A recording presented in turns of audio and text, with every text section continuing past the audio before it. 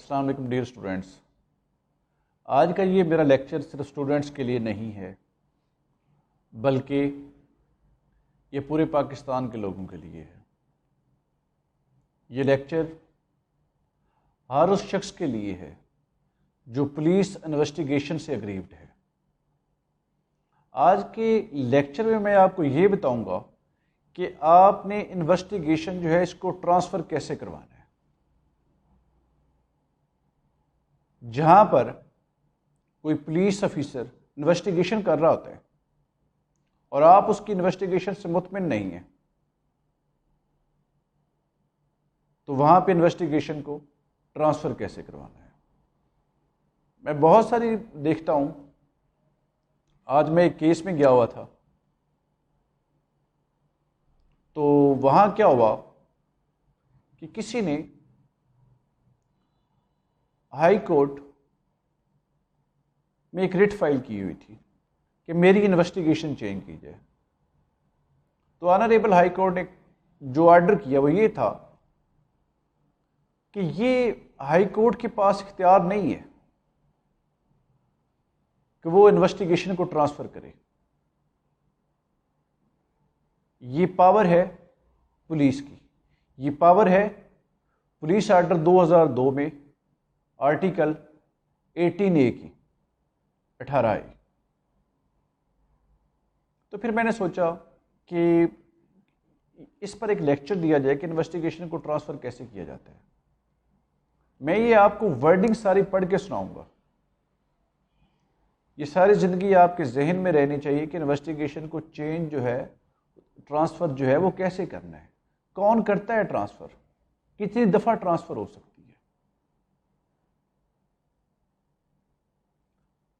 अगर इस प्रोसेस से गुजरने के बाद भी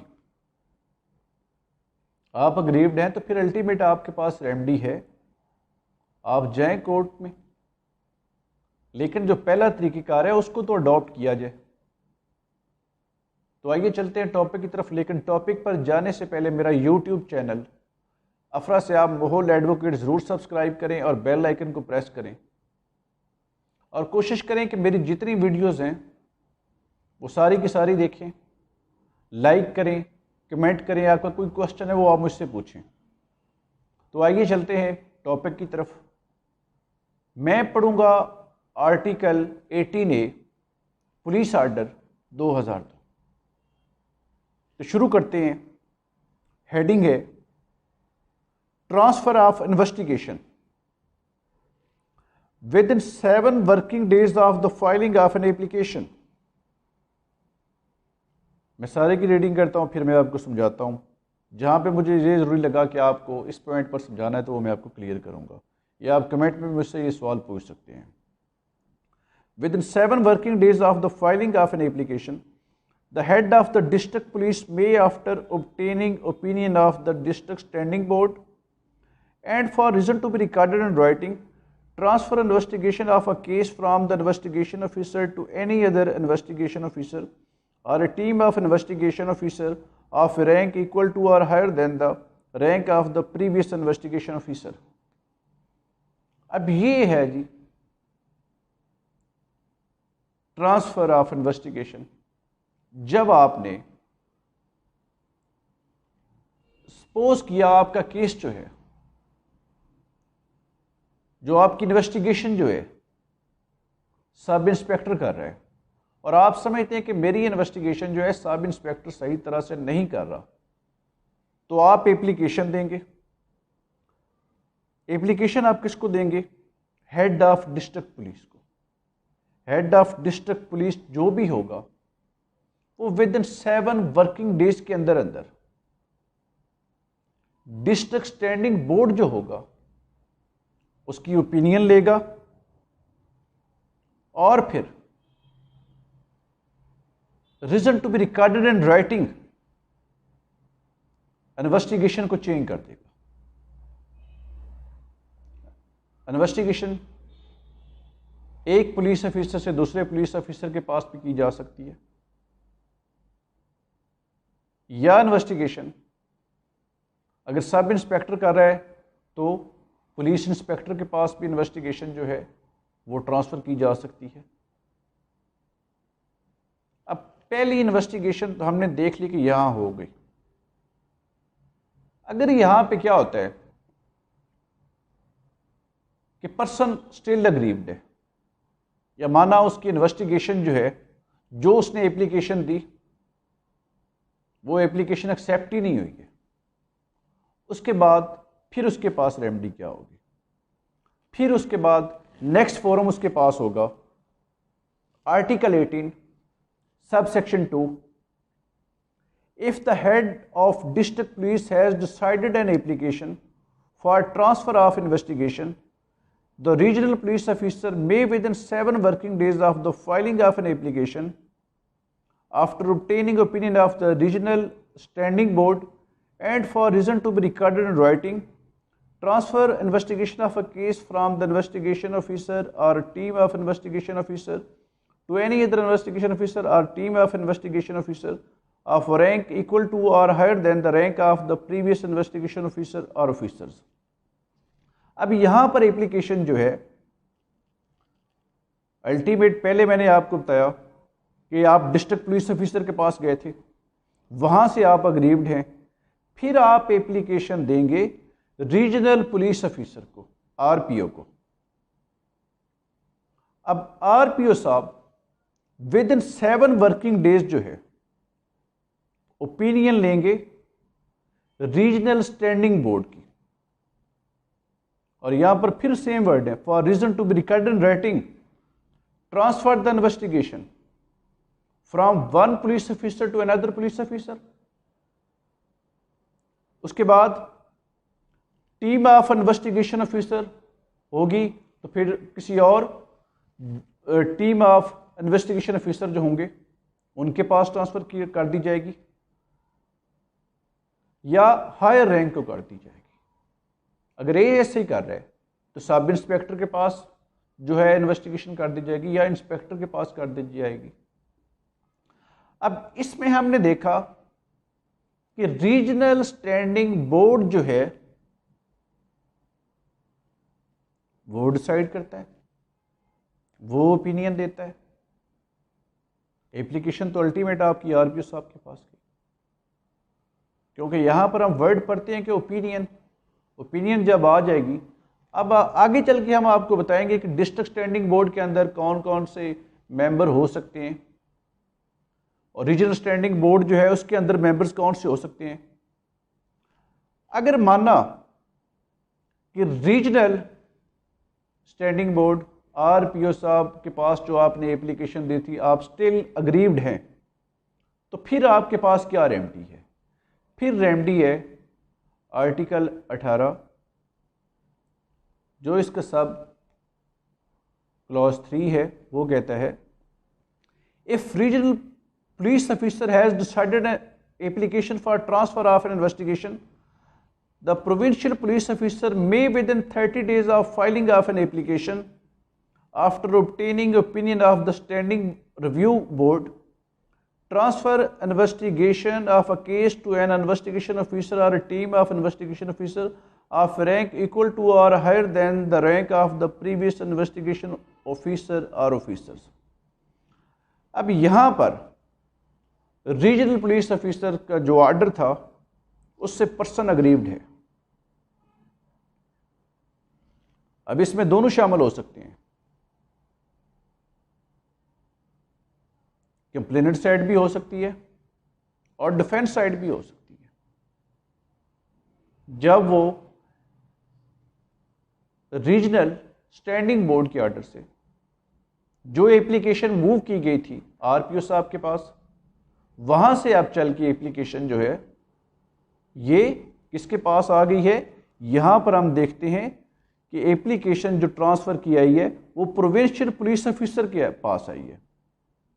अब वो विद इन 30 days, पहले 7 दिन आप पढ़ के आए हैं कि वो 30 days के अंदर ओपिनियन लेगा स्टैंडिंग रिव्यू बोर्ड की, और फिर जब वहां से ओपिनियन आ जाएगी तो फिर इन्वेस्टिगेशन को एक पुलिस ऑफिसर से दूसरे पुलिस ऑफिसर के पास, या टीम ऑफ इन्वेस्टिगेशन से दूसरी टीम ऑफ इन्वेस्टिगेशन के पास, या कोई जूनियर पुलिस ऑफिसर है तो उससे जो सीनियर पुलिस ऑफिसर है उसके पास इन्वेस्टिगेशन जो है वो चेंज की जा सकती है। इसके बाद हमें जो आर्टिकल 18A का आर्टिकल सब आर्टिकल 4 है वो क्या बताता है? A case under investigation with the district investigation branch may only be transferred to another officer or a team of officers of the district investigation branch, the regional investigation branch or a provincial investigation branch। अब यहाँ पर हमें investigation के change के मतलब बताया गया है कि वो डिस्ट्रिक्ट इन्वेस्टिगेशन ब्रांच से रिलेटेड है, लेकिन जो आगे क्लास 5 आ रही है वो बहुत ही अहम है कि डिस्ट्रिक्ट स्टैंडिंग बोर्ड में कौन कौन से मेंबर्स होंगे। अब याद रखिएगा, जो डिस्ट्रिक्ट स्टैंडिंग बोर्ड होगा constituted bye head of district police होगा, जिसमें जो एसपी है वो चेयरपर्सन होगा और साथ 2 जो ऑफिसर हैं वो डीएसपी के रैंक से कम नहीं होने चाहिए। ये था जी हमारा डिस्ट्रिक्ट स्टैंडिंग बोर्ड। उसके बाद हम चलते हैं रीजनल स्टैंडिंग बोर्ड में कौन कौन से मेंबर्स हो सकते हैं। अब रीजनल स्टैंडिंग बोर्ड जो है, अब ये आरपीओ जो है वो कंस्टिट्यूट करता है, जिसमें जो एसपी होता है वो चेयरपर्सन होता है और साथ जो है 2 और एसपी जो हैं वो मेंबर होते हैं। इसके बाद स्टैंडिंग रिव्यू बोर्ड जो है वो कौन कंस्टिट्यूट करता है? वो करता है पीपीओ, प्रोविंशियल पुलिस ऑफिसर, जिसमें डिप्टी इंस्पेक्टर जनरल होता है जो चेयरपर्सन होता है और साथ 2 एसपी होते हैं, यानी एसपी रैंक से कम नहीं होने चाहिए। आगे क्लास डी के अंदर आता है reference to head of district police and regional police officer in the case of capital city district shall be construed to mean the head of the district investigation branch of the capital city and the capital city police officer respectively। तो आज हमने ये देखा कि investigation जो है उसको transfer कैसे करना है। तो याद रखिएगा, मैंने बड़ा सिंपल सा तरीका बताया है। 1 मिनट में फिर इसको रिवाइज कर देता हूं कि सबसे पहले डिस्ट्रिक्ट पुलिस ऑफिसर के पास आप एप्लीकेशन देंगे, 7 डे के अंदर अंदर वो डिस्ट्रिक्ट स्टैंडिंग बोर्ड की ओपिनियन लेगा। अब स्टैंडिंग बोर्ड से ओपिनियन लेने के बाद याद रखिएगा, ओपिनियन लेने के बाद result to be recorded in writing, investigation को चेंज करना हो या जो भी ऑर्डर करना वो करेगा। उसके बाद यही प्रोसीजर सेम अडॉप्ट किया जाता है जब आप एप्लीकेशन आरपीओ के पास मूव करते हैं, वो भी 7 डे के अंदर जो है कंस्टिट्यूट करता है। फिर अगर इन्वेस्टिगेशन जो है ट्रांसफ़र करनी हो तो कर दी जाती है। मेंबर्स आपको मैं ऑलरेडी बता चुका हूँ कि उसमें कौन कौन से होते हैं। इस तरह जो पीपीओ होता है वहाँ पर भी आप ट्रांसफ़र ऑफ इन्वेस्टिगेशन के लिए एप्लीकेशन दे सकते हैं, उसके भी मैंने आपको मेंबर्स बताए। वो यहाँ पर जो मैंने वर्ड पढ़ा था 30 डेज, कि 30 डेज के अंदर जो है वो ओपिनियन लेगा, जो कि स्टैंडिंग रिव्यू बोर्ड होता है उसकी। तो मैं उम्मीद करता हूं कि ये लेक्चर जो है ये आपको समझ आ गया होगा। अगर आपने कभी भी इन्वेस्टिगेशन जो है वो ट्रांसफ़र करवानी हो तो आपने आर्टिकल 18A पुलिस ऑर्डर 2002 देख लेना है। कई लोग हम देखते हैं कि वो ex officio justice of peace के पास भी पहुंचे होते हैं, वो कहते हैं कि CRPC के अंदर जो सेक्शन 22 है, 22A का जो सब सेक्शन 6 है, अब उसकी क्लास आगे फर्दर B है, वहाँ पर इन्वेस्टिगेशन के चेंज करवाने के लिए पहुंचे होते हैं। याद रखिएगा वो एक जनरल लॉ है, ये स्पेशल लॉ है और special law prevail over general law. तो मैं उम्मीद करता हूं कि आज का जो लेक्चर है ये आपको पसंद आया होगा। इंशाअल्लाह इस तरह के और लेक्चर जो है हम फ्यूचर में देते रहेंगे आपको। आप हमारी वीडियो ज़रूर लाइक करें, कमेंट करें और शेयर करें। इसी के साथ ही आज के लेक्चर का जो है वो हम एंड करते हैं। इंशाल्लाह नेक्स्ट किसी और टॉपिक के साथ हाज़िर होंगे। अल्लाह हाफ़िज़।